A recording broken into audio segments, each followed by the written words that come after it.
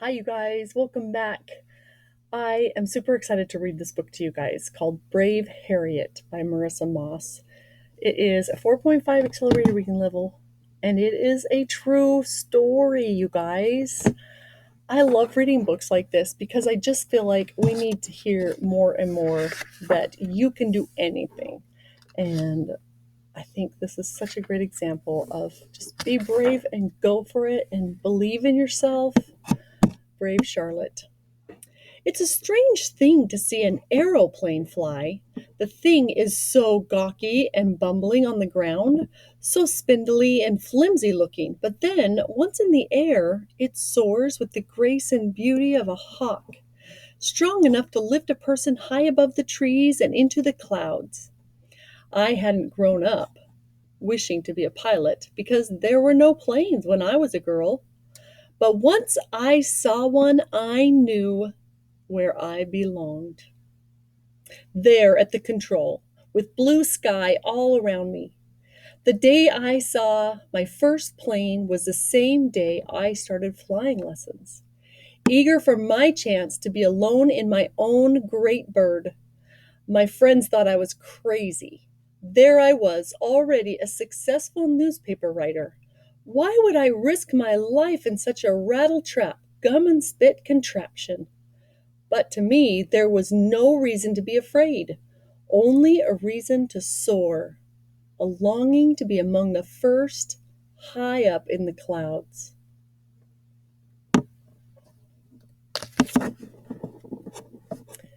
At that first, and that first time I flew solo, it was as if I had finally found where I belonged.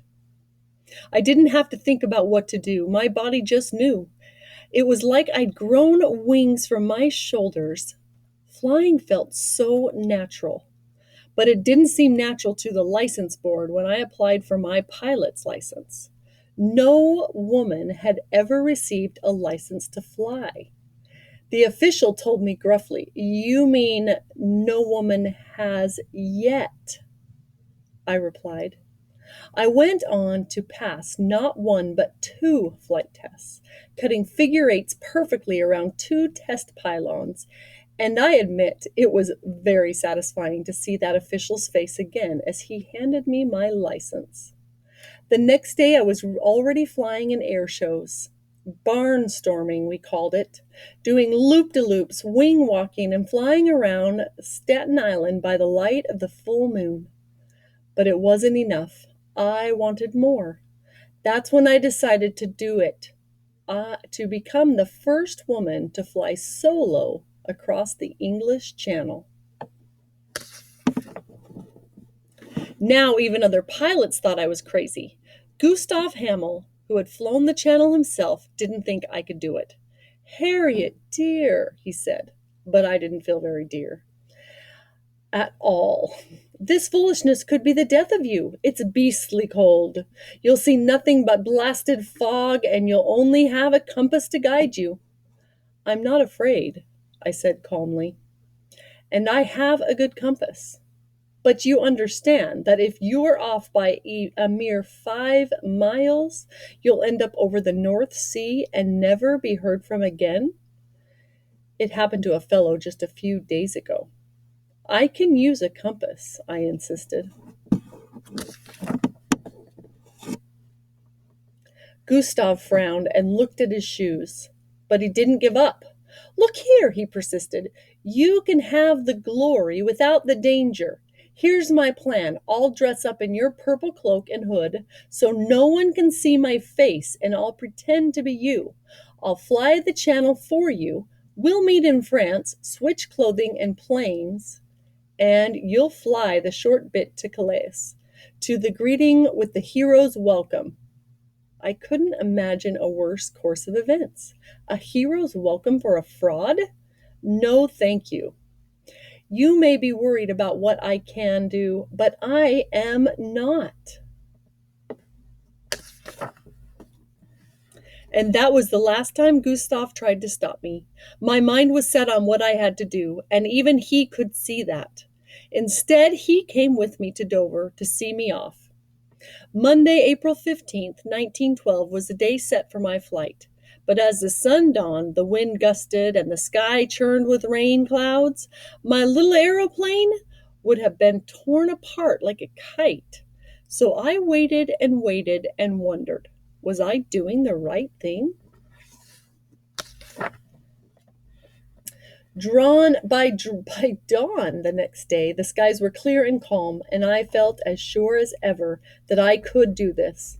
I could I could hang suspended between air and water, and it would feel right. I just knew it. Before I got into my plane, Gustav handed me a hot water bottle to tie around my waist. That was smart because it's cold up there, and look, there's just an open cockpit, so she's going to be out in the weather. It gets cold. Remember, it's cold up there, he said, frowning. Ah, thank you, Gustav, I smiled. I cannot wait to find out for myself.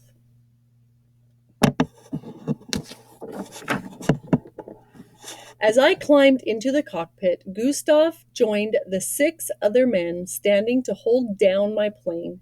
It had no brakes, so they kept me on the ground by pulling on the wheels and tail while I started the engine.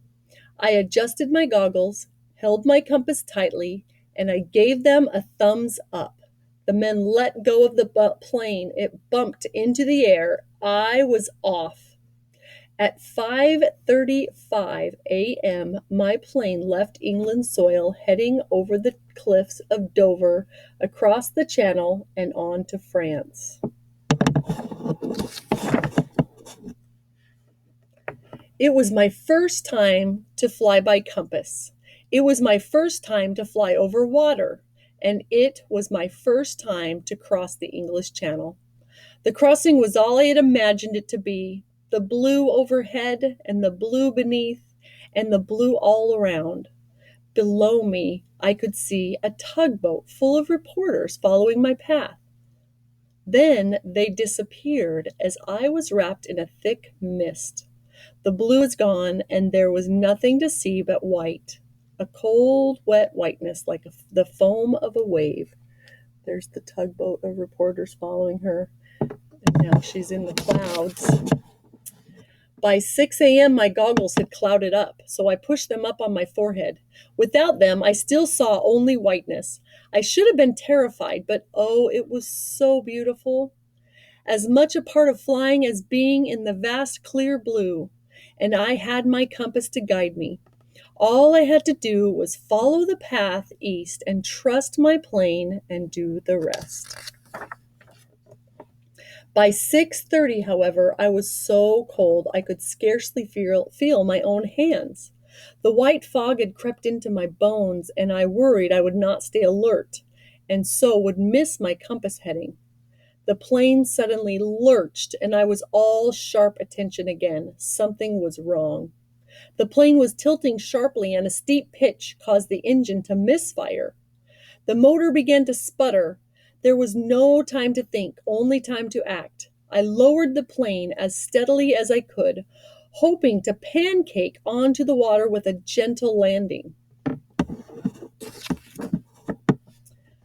But just as suddenly as the trouble had begun, the sparking stopped, and the motor again purred smoothly.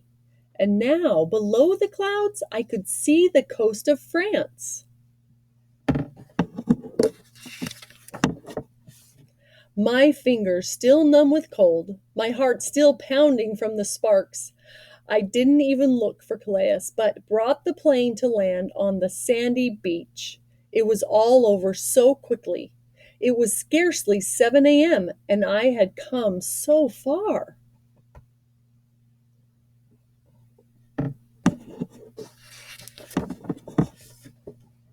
A crowd of French fishermen and their families rushed over to greet me. The great fish fallen from the sky! The women hoisted me aloft, once again in triumph. So the women put her up on their shoulders. While the men pushed my plane up the beach, away from the rising tide, it was a wonderful welcome. Best of all, one fishwife set up a table right there on the beach and sat me down to a good hot cup of tea. As I warmed my hands around the wide, thick, steaming bowl, I could see the headlines already. American woman flies over the channel. And it might have been so. It truly might have been.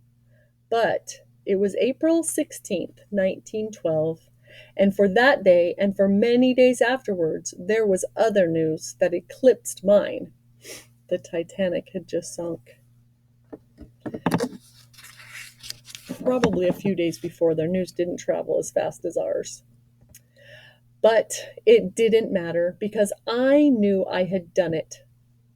I'd had my time in the clouds, my time surrounded by the blue, and that was enough for me.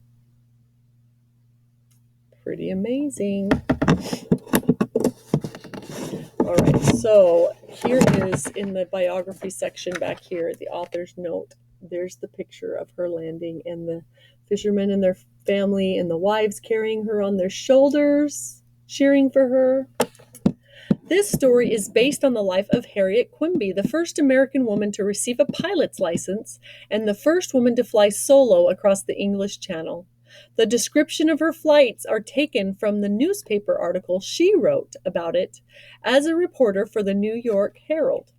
When Harriet made her flight in 1912, the aeroplane was still young as a machine, a wooden open-air contraption that looked about as strong as a good box kite. More than a decade would pass before planes would have the enclosed metal cockpits that were associated with Amelia Earhart and Charles Lindbergh. But there already existed a breed of daredevil pilots, and Harriet was among them. She made a name as an exhibition flyer, performing for the inauguration of the President of Mexico in 1911, then setting her sights on crossing the English Channel. Gustav Hamel, an early aviator who had already successfully crossed the Channel, did actually offer to trade places with Harriet. So convinced was he that the flight was beyond a woman's ability. Harriet proved him wrong, and she worked hard to promote commercial aviation and a place for women within it. She even foresaw a day when passengers would regularly be carried on flights of 50 or 60 miles. Unfortunately for Harriet, her land in France coincided with the news of the sinking of the Titanic. The newspapers were filled with news of this tragedy, and Harriet's feet didn't even make the back pages of the New York Herald. She was determined to keep flying, however. She died doing what she loved, soaring into the blue. The Boston Post wrote of her death. Ambitious to be among the pathfinders, she took her chances like a man and died like one. Her gravestone expresses that daring as well. There is no reason to be afraid. The end.